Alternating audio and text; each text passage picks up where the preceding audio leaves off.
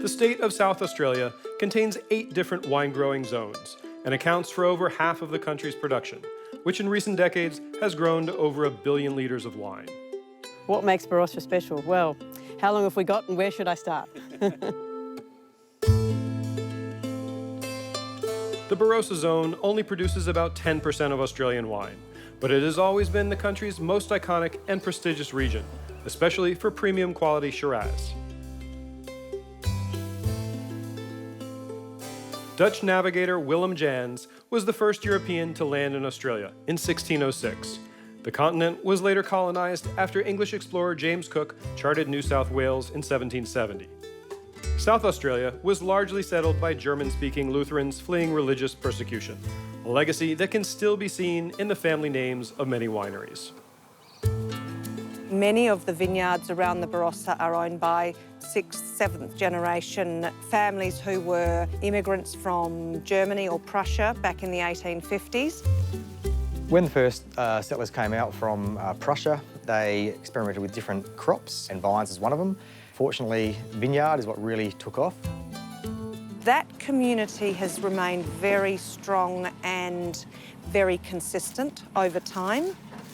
So there were a number of importations of grapevines that came into Australia.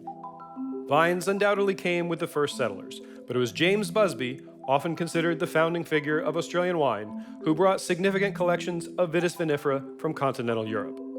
Most of the vine material from the early days, and a lot of what's in South Australia because of the quarantine that came in after phylloxera was discovered, came from those early selections. Due to effective quarantine and the region's sandy soils, the Barossa was never affected by phylloxera, resulting in a wealth of very old vines, with examples of plantings of both Shiraz and Grenache dating to the 1840s. Early winemaking in the Barossa would probably pretty much have been driven by fortified wines. Fortified wines dominated production until the 1960s, with over 80% of winemaking focused on so-called sticky styles of sweet wine. And then it was the late 60s when people started turning their tastes towards table wines, so dry reds and whites. So then the Barossa started making a lot more table wines. There is still some amazing fortifieds made in the Barossa, whether that's vintage fortifieds or tawnies that are aged for many decades. The climate overall, we would describe as a Mediterranean climate. In the Barossa, we have typically very dry, warm summers, and most of our rain falls in late autumn, winter and spring, and then we have another beautiful, dry, low humidity summer. Most of our wind comes from the south and southwesterly, so there's an element of oceanic influence, but not in the same way that you'd have in an obvious maritime area like Marlborough. So on a warm day, as the hot air's rising, the wind will come down out of the hills and across the plain. And then at the end of the day, as it starts to descend, it also reverses. So literally you've got this little part of the Barossa Ranges at the base of the hills, breathing in and breathing out during the day. Dry summer weather and frequent winds reduce disease pressure, allowing producers to more easily adopt organic or biodynamic farming. However, low rainfall, intense sunlight, and the potential for fires create other challenges for growers.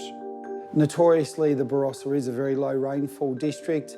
It reduces the crop load. It creates an incredibly intensely flavoured crop, but it just means the volume of wine we make is quite small.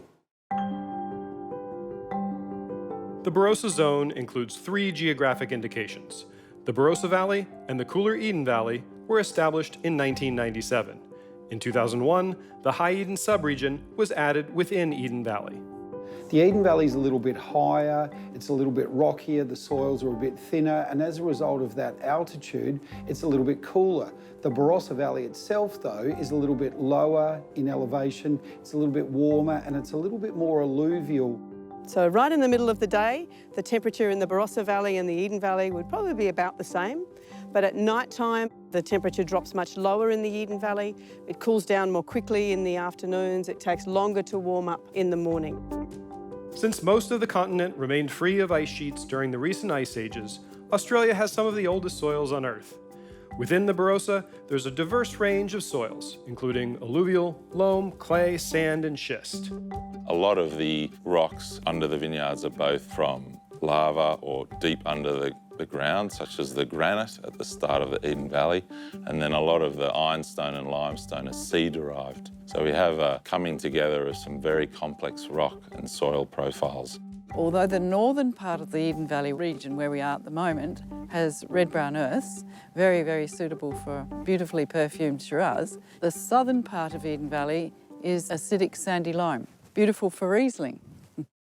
Barossa is blessed with a legacy of old vines and is one of the few regions in the wine world with a classification system for vine age. The old vines of the Barossa are really special for us and really important. We're very lucky that in South Australia, and including the Barossa, we've never had phylloxera. So the early vines that were planted here in the 1840s and 1850s, many of those are still growing on their own roots. We have some of the oldest Shiraz and Grenache in the world. And that's the beautiful thing about the Barossa being phylloxera-free, is it does mean that we've got all these really old vines on own roots producing these really good, rich, robust wines. We've got the legacy of some of the oldest genetic material in the world. And the Barossa Old Vine Charter, we have our old vines at 35, our survivor vines at 70, our centenarians at 100, and then our ancestor vines, which are 125 years old or older. Shiraz is Australia's best-known grape, and by far the most planted variety in Barossa. More than 50% of the vines planted in the Barossa, so Barossa Valley and Eden Valley, are Shiraz. So it is the variety of the Barossa. It's the variety everybody knows. I think one of the reasons that Shiraz does so well here is that it is just super suited to the red-brown earths, the soils, and also the climatic conditions. But I suppose it's fair to say that Barossa Shiraz is always going to have lots of beautiful flavour. It's going to be full-bodied. It's always going to be something that people are going to enjoy.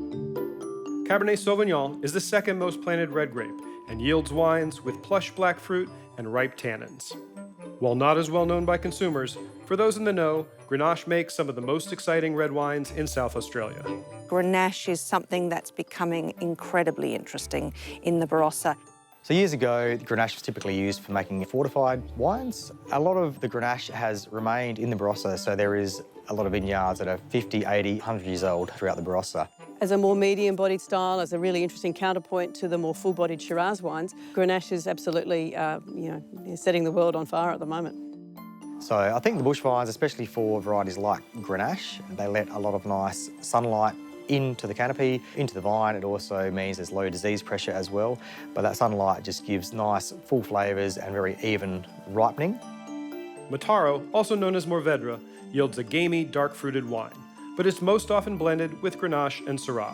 Viticulturally, it's lovely to tend in the vineyard. It has a vigour to it, so in a dry climate it can still produce good shoot length, good bunch weight.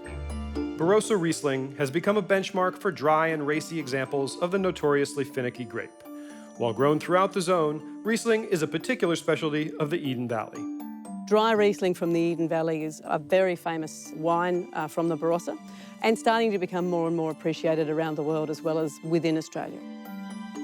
Semillon is better known in the Hunter Valley, but Barossa also offers delicious renditions, which tend to be richer in style, although some producers have shifted toward leaner expressions.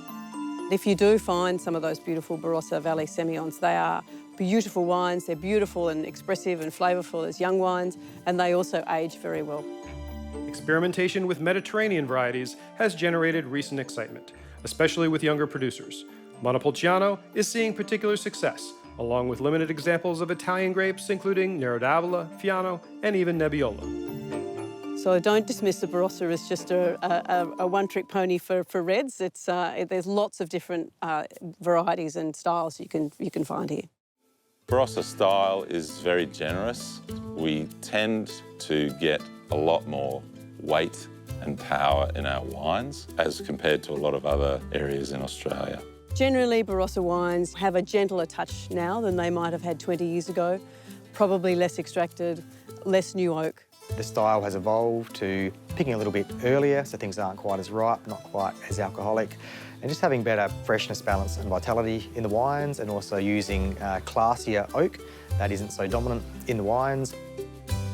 While Barossa is most associated with ripe and intense red wines, the recent evolution has resulted in a broad array of styles, that can appeal to diverse tastes. The industry's rich tradition, paired with its ability to adapt, suggests that Barossa's wines will only improve in the years to come. The future of the Barossa is bright. We've got a great new generations coming through. We're holding on to what we've always had, and we're holding it very dear to our hearts.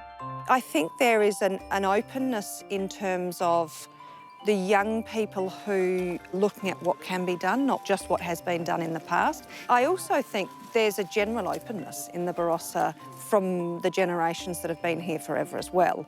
And I think this mix of respect for older ways and techniques mixed with newer ideas and less care about conventions is exciting in itself.